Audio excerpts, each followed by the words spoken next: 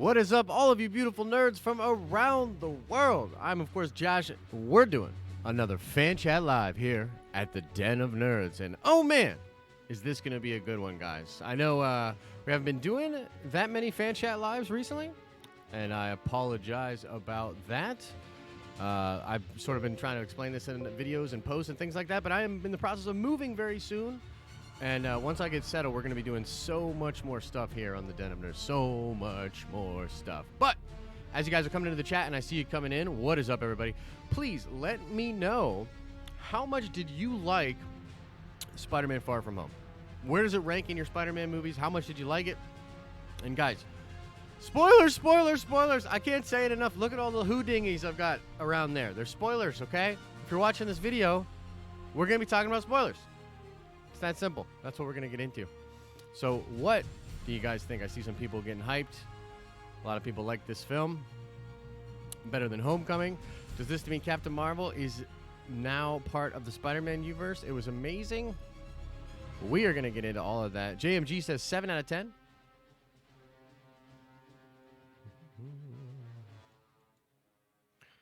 Okay. Well, we're going to get into this. So some of the stuff, guys, I went over on the show yesterday because, well, I really wanted to talk about it yesterday, and I missed the show Monday because of that stupid cat. Did you guys hear the story about the stupid cat? Holy cow, man, that was annoying. But yeah, so I didn't get to do the show on Monday, and there was just a lot of stuff that we had to talk about, like a ton of stuff, and I knew that I just had to do something that I thought would be spoiler and be valuable throughout the week as we were going on there. So I had to do the thing yesterday. Now, some of this stuff we went over. There's a lot of crazy stuff to unpack. I was blown away, not only about just how fantastic this film is, because it's really fantastic, and I want to get into all of that, but I was also blown away at how impactful this movie is to the future of the MCU. I would venture to say, and please let me know what you guys think in the chat here, but I would venture to say that these might be the most impactful post-credit scenes out of any Marvel movie that we've ever seen. The most impactful. I mean, seriously, these have crazy implications, and we're going to get into all of this in just a second here, but I was blown away by both of the post-credit scenes. Very bold decisions by Marvel Studios.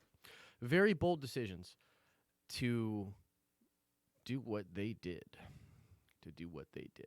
Now, real quick, before we get into all of the spoiler stuff and we start to talk about the impact of this, I just want to say one thing about the film itself. And I was trying to make this point yesterday when we were chatting with the Patreons. We did our first official Patreon live stream, Patreon exclusive live stream. If you don't know, guys, we have a Patreon. It's like really, really important to us. We're really trying to push that thing, particularly because I'm going full-time as a content creator. We're going to be expanding the Den of Nerds a lot. If you want to go over there for as little as $1 a month, you get a bunch of cool goodies. Go check it out. But I was talking about this last night in the Patreon chat. I think this movie might be a masterclass in pacing. A masterclass in pacing. Now, here's why I think this. The movie feels almost slow at first. There were a lot of scenes where they're coming in, they're showing Europe. It's really sweeping, establishing shots, just really, really wide shots, really slow cranes, a bunch of slow stuff. Al Schuler in the building, everybody. A bunch of slow stuff like that. The pacing of that part of the film was slow to the point where I almost didn't like it. Okay, now follow me logically on this, okay? I almost didn't like it because the pacing, I was like, man, is this going to be another one of those Marvel things where, like, the Marvel movies are, like, rated in the 90s on Rotten Tomatoes, and I have to come tell everybody that I didn't like it that much, a la Guardians of the Galaxy Volume 2, a la Captain Marvel. Both those films I did not like very much, and they're rated really high. And I was getting kind of bummed, right? I was getting kind of worried. But the truth is, it felt like those scenes were slow. But I am so curious to see this movie again, to add up all the sequences, because I'm pretty sure about 30, 40 minutes into the film completely changes. It becomes a different movie. There's almost 2 movies that happen in this movie. You feel me? So it's almost like they did this master class of pacing where it feels very long. It feels like you've had a whole movie where they're in Europe. You feel like you've been in Europe forever, and these get the class trip and everything, right? then like when the final turn happens and you realize that Mysterio's been playing him the whole time, it's almost like a completely different movie takes place. And I think it's brilliant. Brilliant. Go talk to your local Army recruiter, Kevin Brown, with the super chat. $5 coming in hot. Loved Far From Home. Didn't like all the traveling. The beginning felt very immature in pace and jokes, but progressively became more serious through the film. Yeah. So, first of all, thank you, Kevin, for the support. Appreciate that as always. And let's dig into this a little bit. The traveling in the beginning, the immaturity, the pacing of the jokes. There were scenes in the first part of this movie that literally felt awkward. Like Peter feels a little awkward when he's with Aunt May out on the thing. I'm glad they actually commented on it because they made it they make it a diegetic thing rather than something that we're looking at the film about. So that was interesting. There's some moments between the classmates and everything like that. The video at school. There's a lot of stuff that's like really awkward and immature. But the thing about it is, I think that's really important to Spider-Man. And I think it's really important to not only his overall arc in this film, but it's really important to the overall arc of this character that we're going to see for a long, long time coming. Both Zendaya, and by the way, I've been saying Zendaya's name wrong for like a whole year now, and nobody's really helped me out with that. Thanks a lot, people. Zendaya and Tom Holland are both young people, but they're pretty mature for their age. They have to play high schoolers. They're playing like 16-year-olds. So there's like this weird thing going on where they have to play really immature. Even though Spider-Man's a hero, he still has to deal with all the problems, the immaturity and things of when he first gets started as a hero, right? I mean, he's still a kid. So I agree with you, Chris. And actually, dude, there's some times where I'm watching, or Kevin, sorry, Kevin. When I'm watching the film, and I'm like, I don't know if this is working for me. I don't really know if this movie is for me. There were some moments like that, right? Because it's really kiddish. But overall, I just think that it works. Like, the film so redeems itself. It does so many amazing things at the end. And like I said, it really does feel like there's two movies in this movie. I just can't help but think it's amazing. You know what I mean? It totally does it for me. And Kevin comes in with another super chat, says, once it picks up, I loved it. The action is incredible. The comedy is mostly good. This movie really made me miss swinging through New York City Spidey. Yeah. What do I think you mean like when he's in Europe and swinging. It really misses him. You really do miss him just swinging around New York. They did a lot of really cool stuff with the back half of the film, including just everything they did with Mysterio. Now, this is another thing real quick. I guess we're going a little casual here. I'm going to get into the impact of stuff like the blip and the impact of Mysterio revealing Peter Parker's identity and Nick Fury as a Skrull. I mean, come on, guys. How long has that been a thing? There's a lot of evidence. Al Schuler and I were talking about this. A lot of evidence that that Nick Fury we've been seeing has been a Skrull for some time. But let me just say one more thing about this film. I love how they wrote this movie. I love how it was written as this multiverse thing, and they decided to go for Mysterio as a version of the multiverse and having it tie into the snap and everything like that. Because, like, there's this really meta thing going on where in the movie they say, like, the world will believe anything right now, right? And it's sort of true because of the snap and because of Endgame. And Marvel fans will believe anything right now. Now, I still believe the multiverse is coming. I definitely still believe that that is something that we're going to be dealing with in the future. But it was brilliant for them to package the movie this way because it made us so skeptical of Mysterio being Mysterio. Mysterio in the comics is the master of illusion, but the things that he was doing looked so real that even us as fans were like, there's no way that that's not real. And the way they figured out how to make it real with the different holograms and the drones and stuff, I was like, boom, this is brilliant. This is like 2019 awesome effects and the technology that we have now with like a 60s cartoon character, 70s cartoon character that was this master of illusion. It was this perfect blending of it. I cannot believe how well they adapted Mysterio into the comics. Give it to Kevin Feige one more time. Can I get a hallelujah in the chat for Kevin Feige? Because honestly, it's amazing that he's continuously able to nail these comic book things. And they're so comic booky, and yet they're in a movie. You know what I mean? It's crazy. BJ Pullman says with the $5 super chat coming in hot. Did you see the Nova movie on the tablet when Peter was searching for a movie on the plane? A lot of people pointed that out to me. I did not see it. So I need to see what that is about exactly because I have not seen it. Hey, we got some hallelujahs in the chat. I love it. I did not see that. I'm really interested to know more about that. Chris Masters, what's up, Den of Nerds? Hallelujah. Welcome to the chat. Here we're here in the Church of Kevin Feige, laying down our worship at his altar. Okay, so let's get into some of this crazy stuff, guys. First of all, Peter Parker revealed to be Spider-Man, and not only that, but painted as a villain.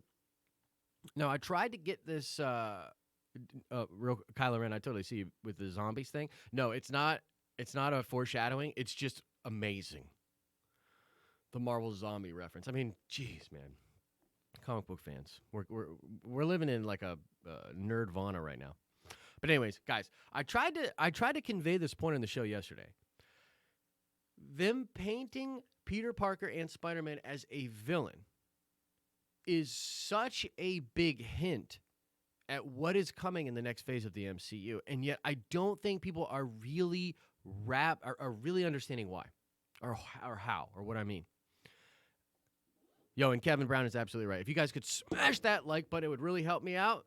I don't say it as much as I should. Please drop a little like, if not for me, for Kevin Feige. I really do think, yes, Kevin, exactly, Dark Avengers. So the thing is, what I think is happening here is Peter, who for all intents and purposes is like considered to be one of the last Avengers. You know, one of the amazing things that they did in this movie was when he's in the Iron Spider suit at the food drive or whatever the heck it was with Aunt May for the displaced people from the blip. You know what I mean? While he's talking and doing those interviews, they're asking him, like, are you the last remaining Avenger? What are you going to do if aliens come back? And I just love that scene. I love that scene. I think it's amazing, and it illustrates what's going on with the world right now and where people's heads are at. And so when they will believe anything, they're super paranoid, and all of a sudden Spider-Man is painted as a complete villain. What does that do? What does that open the door up for? That opens the door up for certain heroes and people out there being painted as villainous, painted as menaces to society, and we're going to have a whole new group of heroes. The world was ready to make Mysterio the next Iron Man. Peter Parker was ready to make Mysterio the next Iron Man. Well, you know, he's not around anymore, or at least that's what they're trying to have us believe. But what if Norman Osborn does come up in the next phase? What if Norman Osborn shows up in Berlin at the meeting that Nick Fury was going to take Spider-Man and he was going to take Mysterio too? Well, now the world thinks Spider-Man's a villain. I don't know if he can take Spider-Man to that meeting in Berlin. I don't know if he can. So what this starts to do is set up the Thunderbolts and the Dark Avengers as possible teams that will be embraced by the powers that be, by the states, by the governments, by the public. Those people will start to be embraced, and people like Spider-Man, Captain America, Falcon. I'm telling you guys, I think that's going to be something too. Winter Soldier, you don't need any help there. Winter Soldier is pretty much looked at as a bad guy right now. And maybe if nothing else but for standing by the Winter Soldier, Sam will be considered a bad guy too. So if these guys start getting painted in the corner as bad guys, and then you have these other guys, but I just think it's amazing. I think it's something that maybe we haven't really considered. You know what I mean? Please let me know if you guys have any questions about that, right? Now, the other thing that I want to talk about, and then we'll get into straight Q&A, because I'm really curious what you guys are thinking.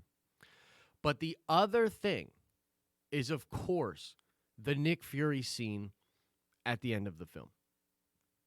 So Talos and some other random female Skrull, who I don't know her name. If I was supposed to, I didn't catch it, are actually Maria Hill and Nick Fury, right, in the movie. And when we pull out to the space station that's way out there on this Skrull space station, not only is there Nick Fury, but he's dressed so casually, and man, we got to see that scene again because we got to pick it apart. The one thing that I saw was that he looked stiff and he looked bigger. He had like kind of a bigger gut than he had as the skinnier spy Nick Fury that was on Earth. And my theory right now, not only is that Sword, and I do believe that that's like a version of Sword that Fury is starting to build out there, perhaps has been building for a long time. Not only, yes, is that Sword, but I think Fury may have been out there in space for a long, long time. I don't think that he was snapped. I think that was Talos, and I think that was Maria Hill that were snapped at the end of Infinity War. And why do I say that? Well, for one, Nick Fury says in Captain Marvel, people only call me Fury. Only call me Fury. And she calls him Nick at the end of Infinity War. She also calls him Nick throughout this movie. And you might ask, like, because I saw some people were like trying to think about this, right? Why would they even call each other when no one's around and they're on screen?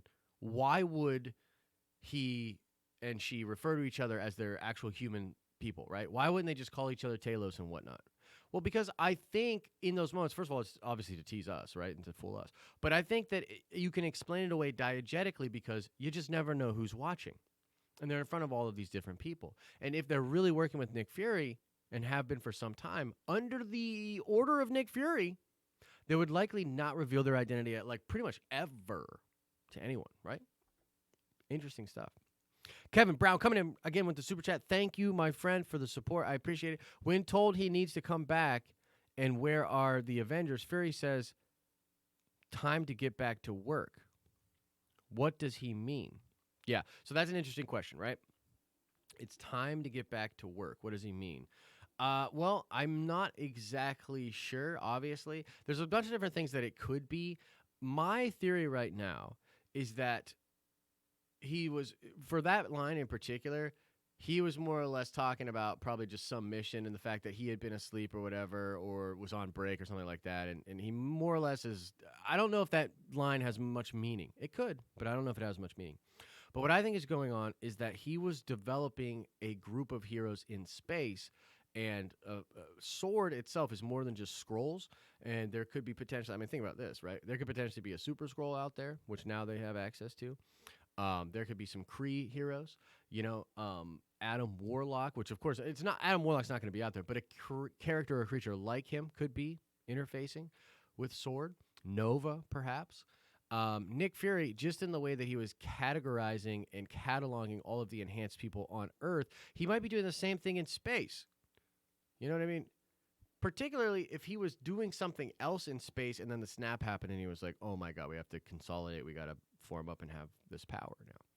And so what I said yesterday on the video, and kind of what I tend to believe, is that Nick Fury is building out Sword and the cosmic Avengers out in space, and then Talos, acting as Nick Fury, is consolidating and building the Avengers and S.H.I.E.L.D. on Earth. That they're both, like, it's sort of a two-pronged attack. But I do think that they are going back to Earth. That Atlanta is going back to Earth. Or that Fury is going back to Earth. Because I think that's what happens, right? Talos says that you got to come back. And maybe that's what he means when he's like, time to get back to work, is he's meaning like, I got to go back to being Nick Fury on Earth. Trev Fishman coming in hot with the super chat. Has Maria always been a Skrull?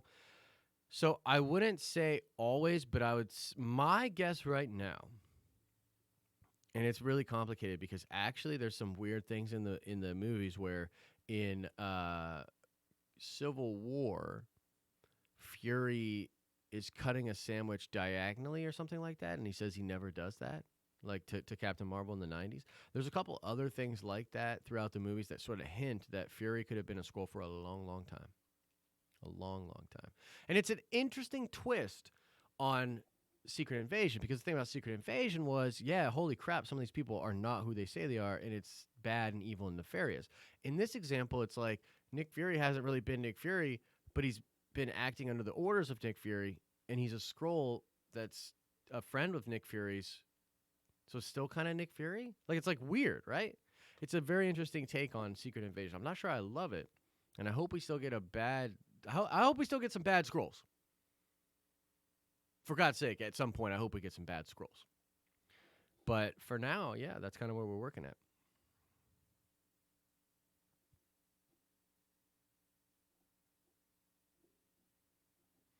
Let's see here. Fury could gain that much weight in 8 months easily. Yeah, he could, or 5 years. What was the energy thing in the beginning of the movie when Peter was packing his bag? Oh, that was just I think what that was some kind of thing that just helps the nanobots for his suit sort of like stay active. Like it allows them to not be stagnant and perhaps being cleaned or having electricity run throughout them or something like that. So that was like his nano suit, the Iron Spider suit. That's what that was. Yo, I want a freaking Super Scroll badly. Secret Invasion. Norman Osborn saves the day. Anthony Manzono. Yeah, I do think that Blade will show up in the MCU. I think they've actually got some plans for that, but it's probably still in early talks. Who knows, man? Here's the thing. In the next couple of weeks, we're about to be getting a lot of announcements from San Diego Comic-Con and otherwise. We're going to be getting a lot of announcements coming out. I mean, you got D23 after that. Like, holy crap. A lot of cool stuff coming up. So they could do some Blade stuff at San Diego Comic-Con or at D23. The current rumor, guys, with Blade is that it will be developed for Hulu and that Hulu will now be the spot for Disney to put their more mature and all supernatural-based shows. So they already have The Runaways, which focuses with a lot of magic, and I think they have Cloak and Dagger, or is that on Freeform that then goes to Hulu? I'm not sure. But the idea might be that you see a shift because apparently there's a Ghost Rider show that's coming to Hulu, and then you might get the Blade show that comes to Hulu, and then who knows? Maybe you got like Marvel Knights over there with Hulu. Will S.H.I.E.L.D. try to cover up JJ's claim that Spider-Man is Peter Parker? See, that's the thing, Wallace West. That's the thing. I don't think they can. I don't think S.H.I.E.L.D. has the power to do that right now. I think S.H.I.E.L.D. is still rebuilding itself, especially if the real Nick Fury's been off in space consolidating his own stuff. Would they match Deadpool up with Blade, Kevin Jackson? Maybe. I don't think that's a bad idea. That would be kind of funny if you consider what it means from like the Blade Trinity, right? You technically had Deadpool and Blade in Blade Trinity. You know what I mean? Wouldn't that be cool? Ryan Smith, hey Josh, late to the chat, so don't know if asked, but do you think Mysterio is actually dead? Marvel might want to quit killing off villains, keep them on the raft. And what the hell else is it there for? Okay, Ryan Smith, this is a great question. Wait, is my audio bad? Diecast Racing with Vaughn? How dare you just come in and say audio? So let's answer Ryan Smith's question here. Interesting question, my friend. My roommate actually came up with a brilliant way that Mysterio could be still active in the MCU. Oh, I guess my audio is a little low. Maybe that's a little bit better, huh? Yeah. That should be a little bit better there. So Mysterio could have technically downloaded his consciousness. This was my buddy's idea, and I thought this was really cool. What if Mysterio downloaded his consciousness into those holographic programs? And then what if he is literally holographic at that point? And he's literally like doesn't have a physical body. Much like Zoloff from Civil War, or from Winter Soldier rather, but like there's no even physical location. That would be dope. Because how do you beat something you can't kill? You know what I mean? That would be really, really crazy. And the thing is, too, about that is I'd love to see Mysterio like one up his game next time And like, cause like he already like fooled Peter, but like he can fool Peter again in a more clever way, perhaps with some other villains involved. Man, that would be really, really cool. So now my gut tells me, and I don't know this obviously for sure, but my gut tells me it is sort of a one and done for Gyllenhaal. Gyllenhaal is like a world class actor, and he's highly sought after, and they've been trying to get him in the MCU for a long, long time, actually, a long, long time. And this was just the perfect role for him. And I more or less feel as though he's one of those actors that does not want to sign a massive contract, right? And it might, unfortunately, it might be the same thing with Keanu Reeves, right? So he comes in, does his role, and then he's out. Or maybe they get him for 3 or 4 movies. I don't know. It's hard to say. Josh, how would you set up Blade in the MCU? How would you explain vampires in the MCU? I think you can explain vampires way easier than you can explain something like mutants. So mutants being sort of like a worldwide phenomena would have to be pretty widely accepted, talked about, disseminated throughout the world, right? Mutants has to be something like it's a really hard sell. Like this is why I tell people there has to be some kind of event or something that launches the mutant kind. At the very least, this thing that was considered fringe and rare is starting to happen a lot more, which is an event in and of itself. You need something like that with the X-Men. But when it comes to vampires, everybody knows about vampires. Now, people don't think vampires exist, but all you have to do is basically explain that the people that encounter actual vampires usually die or nobody believes their story. That's all you got to do. It's sort of the same thing that Blade does. The Blade universe already does that. Like if you watch Blade and you watch these movies, people don't believe that vampires exist. There's a sect of people that do, but for the most part, nobody believes that they exist. So I think you could do that with Blade. That's kind of what I think. You think Hickman's current stuff will segue into X-Men and MCU in the 5 years? God, I hope so, Kevin. I'm so excited for the end of this month to be reading Jonathan Hickman Marvel Comics again. Holy crap. I mean, good move, CB Cebulski. Good move, Marvel Comics. You got me back for at least 2 of your titles.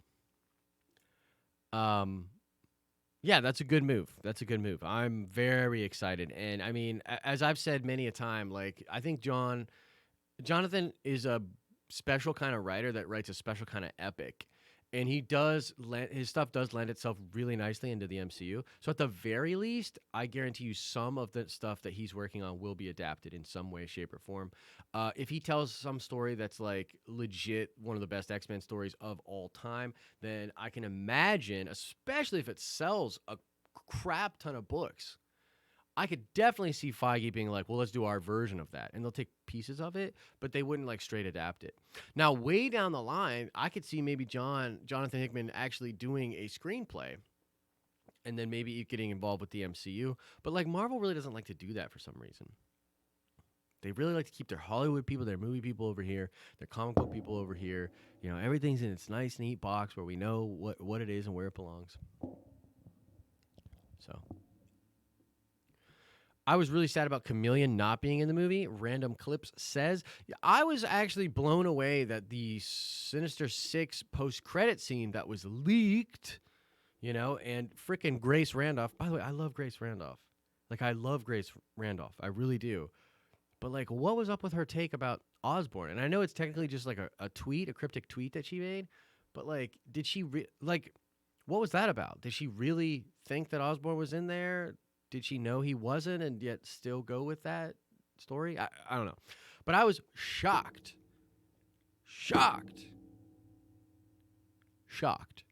that the Sinister Six was not put into the post-credit scene.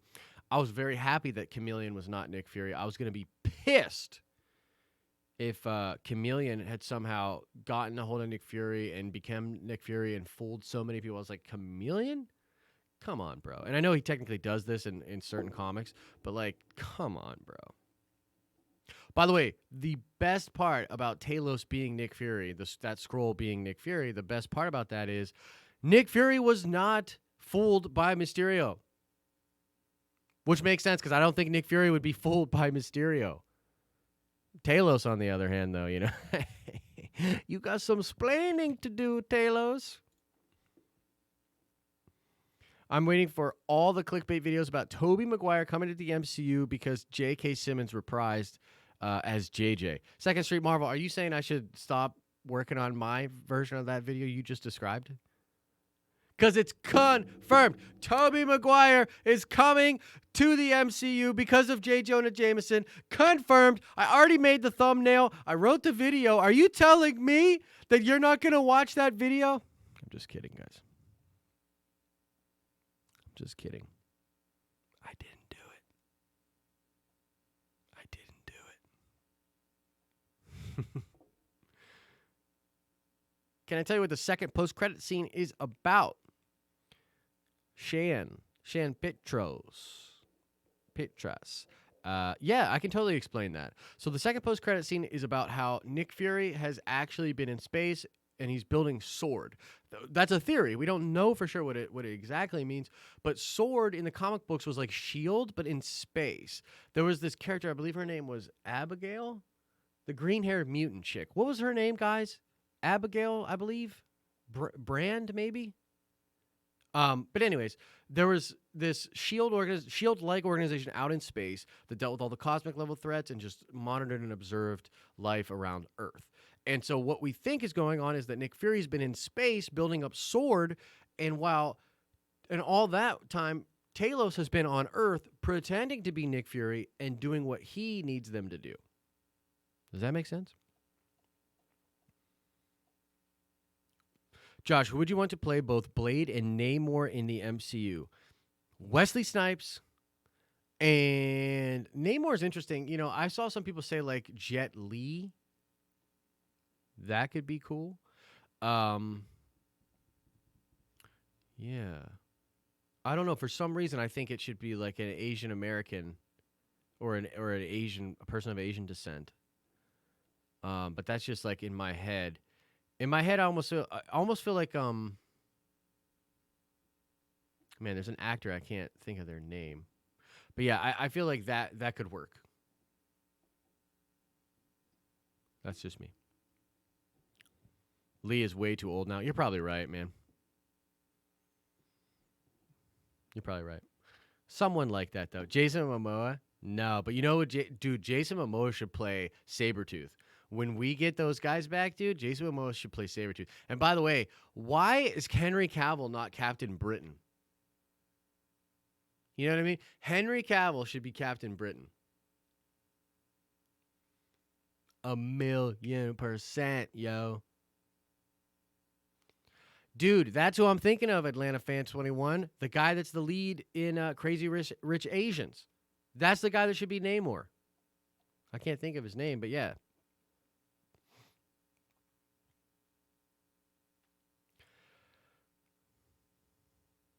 Ryan Sproverio says, I don't think it was Talos as the Snap Fury. I don't think he'd have the pager.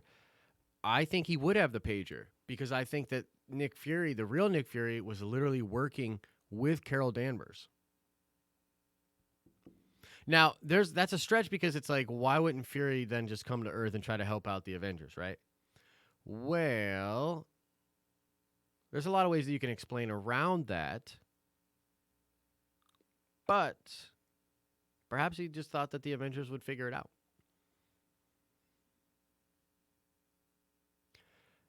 There's a lot. I mean, you know, obviously we don't know, right? We don't know. But I'm telling you, what I think happened was that Fury was out in space. He was doing something else, helping Captain Marvel.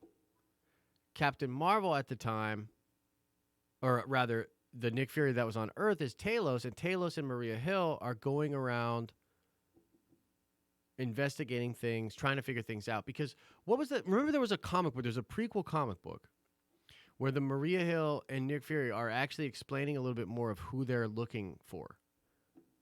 And I think it was an old S.H.I.E.L.D. agent that they were looking for.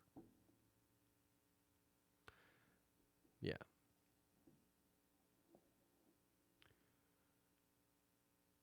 Yeah, where did Nick Fury go? We don't know. Nick Fury has been on vacation since 2014 after the events of Age of Ultron. Dude, he might have been. He might have been. You know what else is really cool too? So there was this in Marvel Comics. There was this great book. I believe it was written by Jason Aaron. I believe so. Um, it wasn't Fear itself.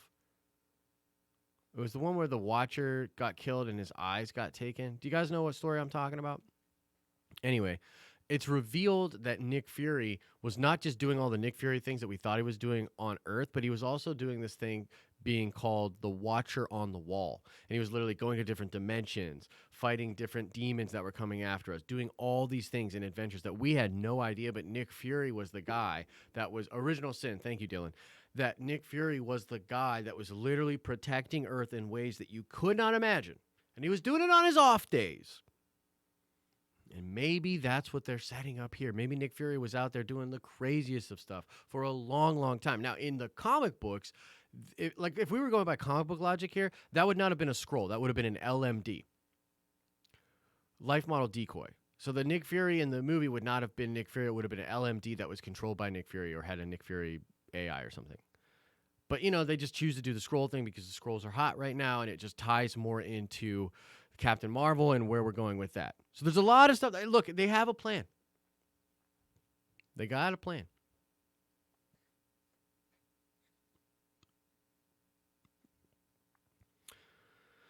Yeah, call back to Tahiti. Yeah, could very well be. Dude, where is Osborn? 34 Virgo. I don't know. I want him so bad. Hopefully that gets announced soon.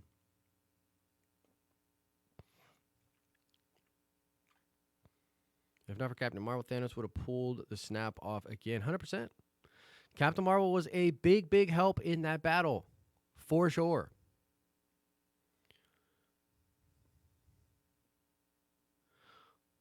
Where are Fury's shoes? Yeah, I know, right? Like, there's a lot of weirdness going on in that scene. I love that scene, though.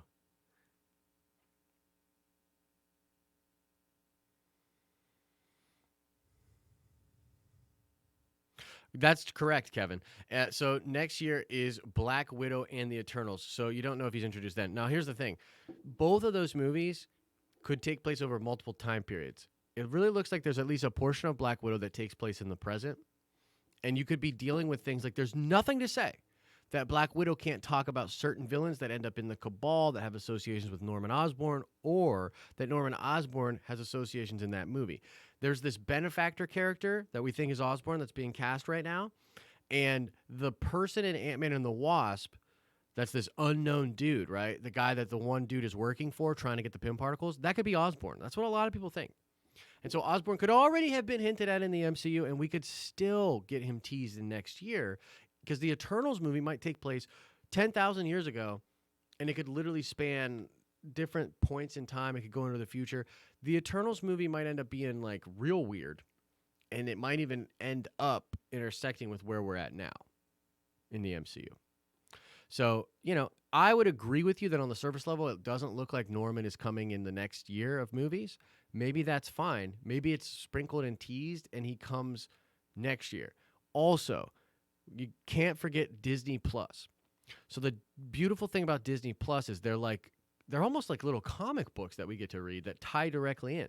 The big thing that Feige said about these Disney Plus shows is that they will impact the character. So what happens to Falcon, I guess, Cap now, and what happens to Winter Soldier in their show is going to impact them and carry on. So the next time you see them on the silver screen, they will have been affected by some things that you will only know about if you watch the show.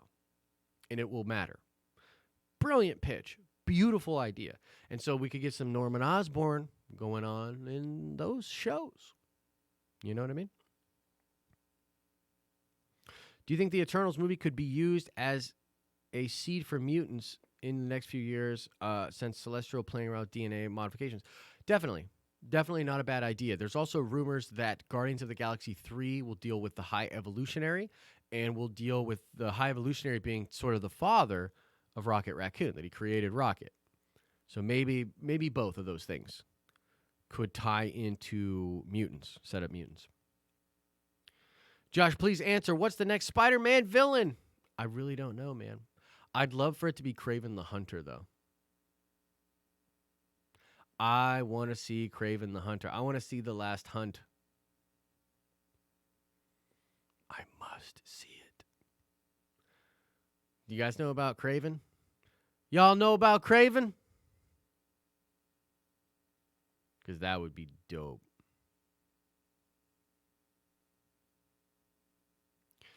Max Adams, hi. Are Marvel movies in the same universe as Disney movies? No, sir, they are not. They are separate universes.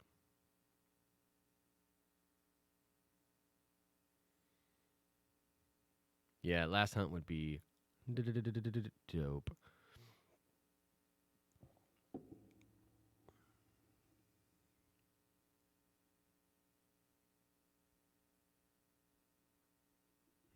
In theory. Ooh, good actor for Craven, Javier Bardem. But he'd have to get a little bit more jacked. Or you know who else would be great is Benicio del Toro. Benicio del Toro as Craven the Hunter would be pretty sick. I feel like he would still have to get a little bit more physical. But you never know. I mean, when I think of Craven, I think of like that jacked alpha hunter dude. You know what I mean? Dude, Jason Momoa would definitely play a good Craven. Oh, that would be crazy. The chat is blowing your mind multiple times. That's what we do at the Den of Nerds, baby.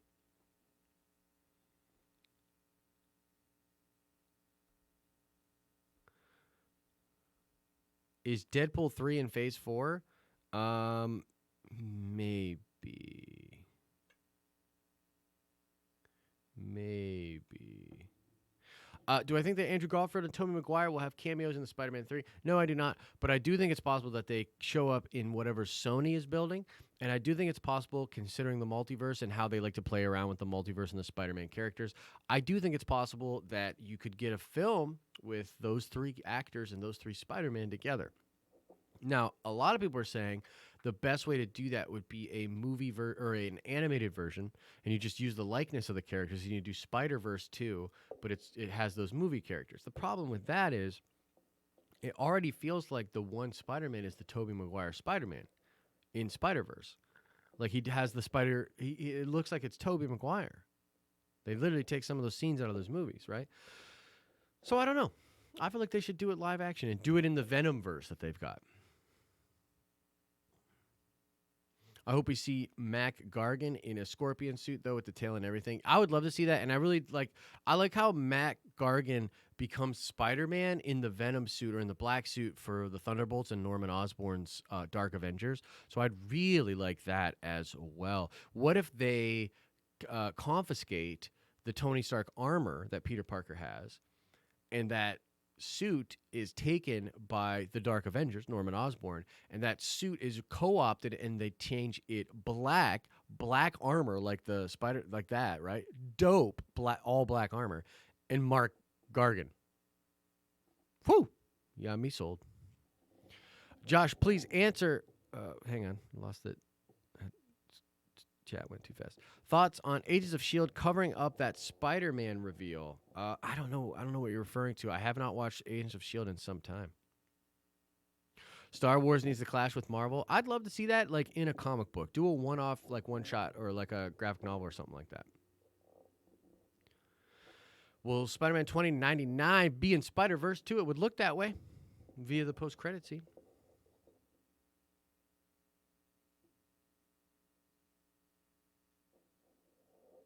We need the Netflix Punisher and Daredevil. I agree. Give it a couple years. I think they'll be back in the MCU.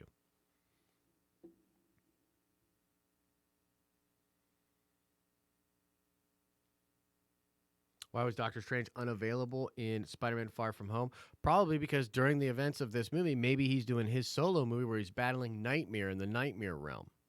Do you know what I mean?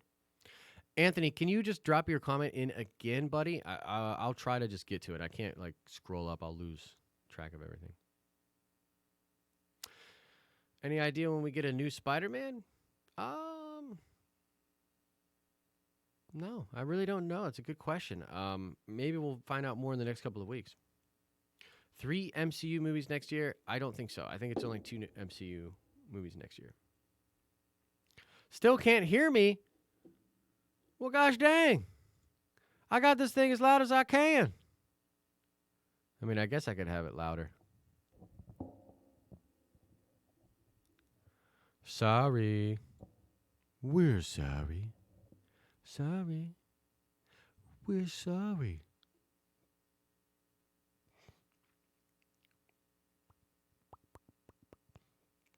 Which do you like more, Homecoming or Far From Home? It's really tough, dude. That's a tough one. Both those movies are amazing, in my opinion. Um, I'd have to probably say Far From Home. I mean, I just am so obsessed with the way they did Mysterio. That's crazy. Like, that is hype as hell, dude. Like, that's absurd. They made me buy Mysterio's illusions. Like, they made me buy it. And I just thought it was so cool the way they did it. So I'd probably have to say Far From Home.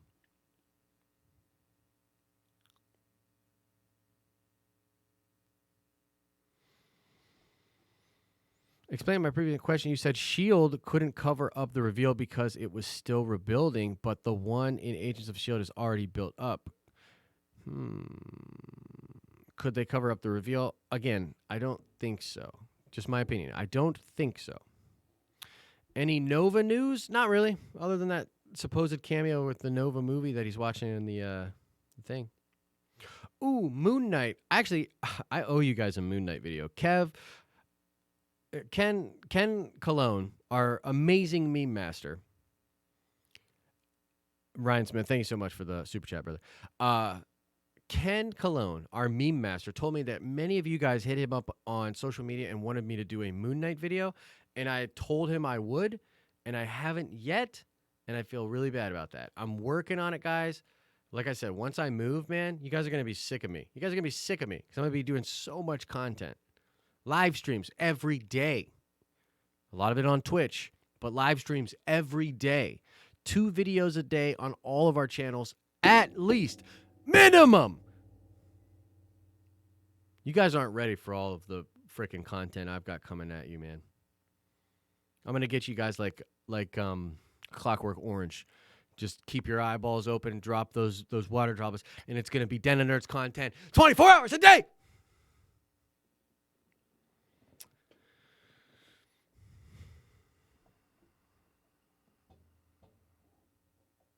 Wow, I just saw the delayed version of me.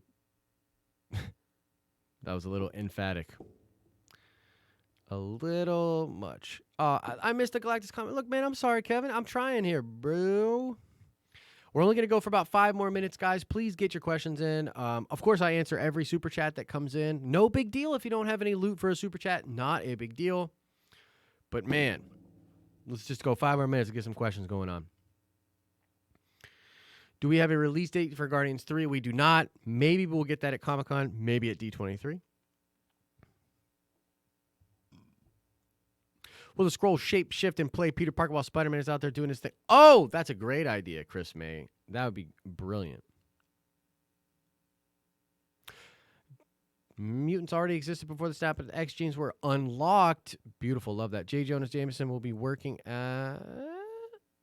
for Mysterious Benefactor. Oh, dude.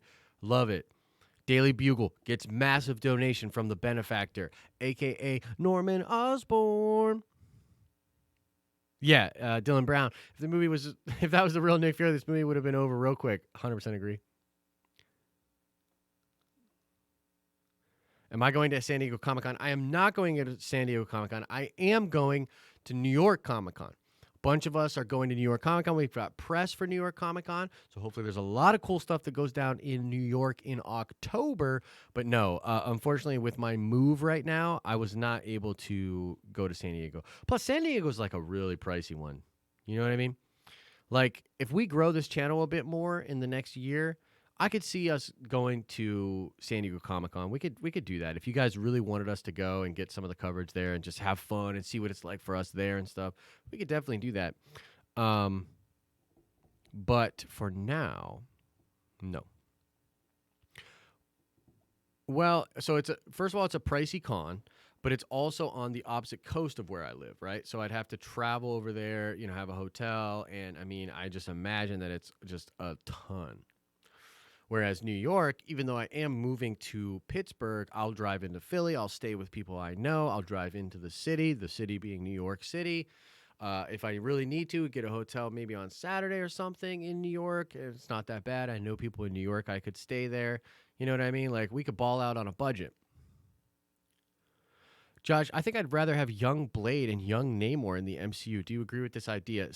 Well, I think a young actor is not a bad idea. So we're talking about sort of different things here. I think a young actor, totally. But I think Blade should be old.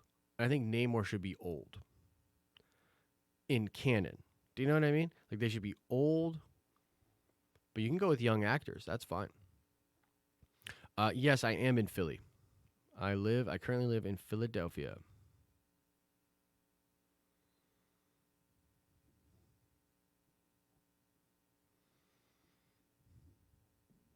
Who do I think should play the Fantastic Four? I love the idea of Emily Blunt and John Krasinski being the main two, and I really got nothing for the other ones. Really got nothing.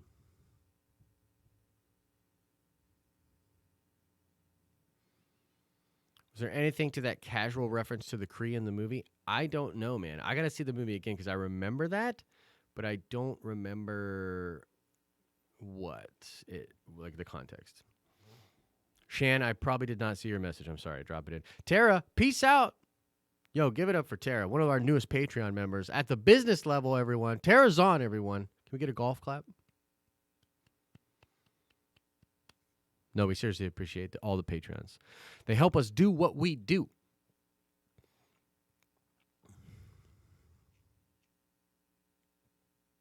Yeah, was it a Kree secret weapon? What the heck was that? Could that possibly be the version of Korvac? Because there's a big rumor that Korvac is going to be a big villain in the MCU cosmic side of things.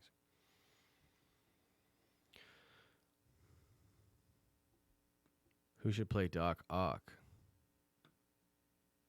You saw it in 4D? I almost saw it in 4D too, but I went for IMAX instead. How was the 4D, Shan? Let me know. I don't really have an answer for Doc Ock, gotta be honest.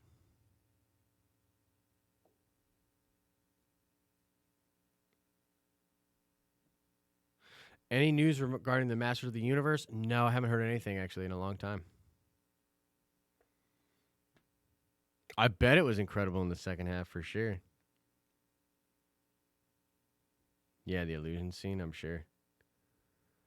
Will we see Venom? I mean, you could see Venom right now. It's available for digital download.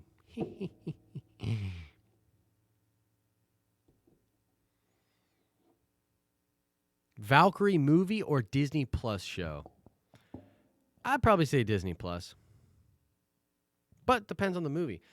But the thing is, you could say that about a lot of people. I don't really want solo movies that much anymore at all. I really want more events and just crossovers and stuff like that. So it's not a dig on Valkyrie. I think Valkyrie's dope. But I'd prefer a bigger story. Now, Black Widow's totally different. Like, Black Widow's like a character that, like, I do want the solo Black Widow movie. Would the X-Men be better off as a Disney Plus series? No. The Fantastic Four would be better off as a Disney Plus show. But did you guys hear that the team, at least some of the animation team that put together the 90s X-Men show, is talking with Disney Plus about revamping that and bringing that back? Wow. Talk about hype. Talk about hype. Just came back from watching. Good for you, bro. Good for you. You're in the hype zone now. Any possibility Marvel is gearing up Tom Holland to be the next Iron Man as a backup plan? I really like that idea, Ryan Smith, but I do not think so. Yo, Al, I'm not playing with your emotions, bro. Like, can you imagine if they bring that back? Yo, can you imagine, though? Man, that would be cool.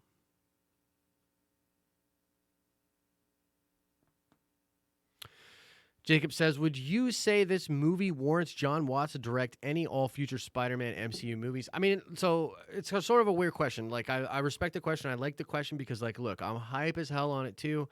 Watts is amazing. I'm so happy with what he has done with these first two Spider-Man movies. Here's what I'll say, though. I would like him to do maybe one more and finish out the trilogy of Peter in high school, and then let someone take over for Peter when he's in college, if they do go that route. And then there was rumors that they would do 3 more movies when Peter was older. Tom Holland recently came out and said he wants to play Spider-Man for the rest of his life, by the way. Did you guys hear that? Wow. Crazy. But Marvel's just different than it was back in the day. When we used to talk like 3 or 4 years ago about these other actors, and they were like, we didn't know if they wanted to keep doing it or not, blah, blah, blah. The MCU has really changed. It's like exponential what's happened. It's the biggest thing ever right now. When someone like Noah Hawley, who's an artist, filmmaker, an arturist, he's like, he's a brilliant filmmaker. When someone like that is saying things like, hey, this is the conversation that's going on right now, I choose to be a part of the conversation when talking about filmmaking. When you have people like Quentin Tarantino saying that Thor Ragnarok is his favorite of the Marvel movies and he's been catching up on them, guys, we've reached a new level here. We've done something really unprecedented. You know what I mean? Something really crazy has happened. So nowadays, it's not unreasonable to think that Spider-Man and Tom Holland, we might get 9 movies out of him. Tom Holland could potentially play Spider-Man to his 50s. Into his 50s? Woo! Why isn't Jessica Jones and Luke Cage in the Marvel Universe films? It's a licensing deal. Netflix bought the license for those characters, and then those shows were developed completely over at Netflix. Marvel Television associated with it, but those shows were developed at Netflix. They then decided, because they're canonically connected to the MCU, to make references to things like the New York events, Captain America, Hulk, and Iron Man. But the TV or the movies, the MCU, felt no obligation to make reference to those characters. You feel me? Is this the first Comic-Con with no big trailers expected for any comic book films? It might be. I think we might at least get a little teaser for Black Widow. They've been shooting that thing for a while. And wouldn't it be dope if the scene we've been seeing the shots from, the tank with Taskmaster, wouldn't it be dope if that little scene gets cut up and shown to us with some effects at Comic-Con? Woo! I'd be into that. Yeah, he'll be on the run now. Home eviction. Right? I can't. It's just so cool, man. It's just so cool. What a bold move. What a bold move. All right, guys, we're going to get out of here. Can I get one more hallelujah in the chat for Feige, and drop a like on this video if you liked Spider-Man Far From Home as much as I did. Holy crap. I want to say again, guys, I apologize about the lack of fan chats live recently. I'm moving. We're getting to set up so that I can go full time on YouTube. I'm going to be hanging out so much with you guys. There's going to be so much content, and the journey that this company is on, and that the people that are helping us out are on with us, that you guys are on with us as we're growing and building this thing. I'm very grateful for it. I think it's really dope, and I think you guys are going to really like some of the things that happened in the back half of 2019. So thank you guys so much for being a part of the community here. We're just a bunch of fans, man. That's all we are. And man, what a great time to be a fan. Do you know what I'm saying? Woo! I'm pretty excited. All right, guys. I see a lot of hallelujahs. I see a lot of love in the chat. You guys are amazing. Don't go. Joseph says, I just got in. Sorry, brother. You're just going to have to watch the replay. I'm getting out of here, guys. As I always say, I hope you are having an awesome and a nerdy day. I'll see you in the next video.